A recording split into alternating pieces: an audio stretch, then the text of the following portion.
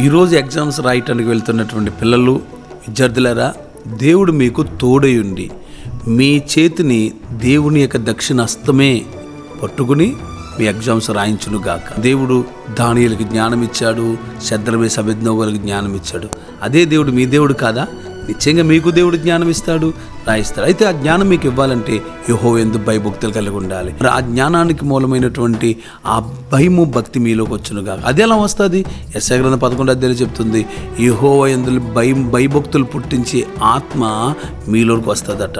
కనుక ఈరోజు నీ ప్రభువా, నాకు నీ అందరి భయము భక్తితో ఎగ్జామ్కి వెళ్తున్నానయ్యా అని దేవునికి భయము భక్తి కలిగి ఉండి ఎగ్జామ్కి వెళ్ళండి. దేవుడు మీకు తోడుకుంటాడు. మీరేం భయపడక్కర్లొద్దు. ఎంత ఎగ్జామ్ అయినా సరే మీరు ఈజీగా రాయగలుగుతారు. ఎగ్జామ్ పేపర్ చూడగానే ఇది కష్టంగా ఉందని ఫీలింగ్ మీకు అసలు రానివ్వద్దు.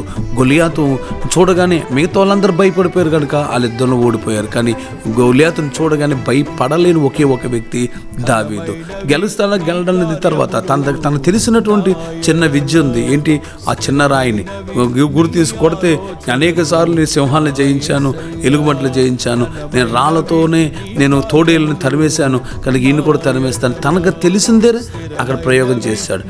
అతను కత్తులు ఆయుధాలు లేవు, అలాగే నీకు పెద్ద ఉపకరణాలు నీకు ఉండకపోవచ్చు, కానీ నీకు కలిగిన దాంతో నువ్వు ఎగ్జామ్కి వెళ్ళు. దేవుడు గొప్ప జయాన్ని దావీదుకి ఇచ్చిన దేవుడే నీకు కూడా జయాన్ని ఇస్తాడు. May God bless you.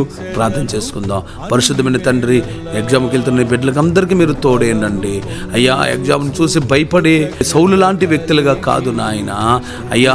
Exam అంటే భయపడనటువంటి వ్యక్తి వల్ల దావీదు లాంటి అయ్యా నా తండ్రి యెహోవా యందు భయం ఇచ్చి జయం అనుగ్రహించమని అడుగుతున్నాను.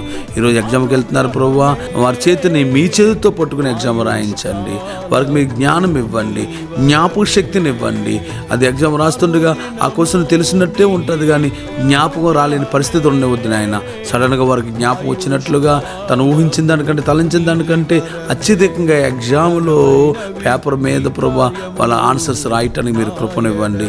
ఏ క్వశ్చన్కి ఆన్సర్ రాయాలో కరెక్ట్గా ఆన్సర్ సరైన రీతిలో రాయటానికి కూడా మీరు సహాయం చేయమని, మేలు చేసి మహిమ పొందుకోమని యేసేపేట ప్రార్థిస్తున్నాను. వీళ్ళ తల్లిదండ్రులు ఆ ప్రార్థనలు ఆలకించండి. సంఘము దైవజనులు చేసిన ప్రార్థన ఆలకించండి అయ్యే. ముఖ్యంగా నీ కృప చొప్పున వీరికి నీ జ్ఞాపకం చేసుకోమని. ఇది మా శక్తి చేత కాదు, బలం చేత కాదు, నీ ఆత్మ ద్వారానే, నీ కృప ద్వారానే మాకు ఇవన్నీ ఎగ్జామ్లో విజయం కలుగుతుందని మేము నమ్ముతున్నాము, విశ్వసిస్తున్నాము. యేసునామములో తోడేంటి నడిపించమని యేసేపేట ప్రార్థిస్తున్నాను పరమ తండ్రి.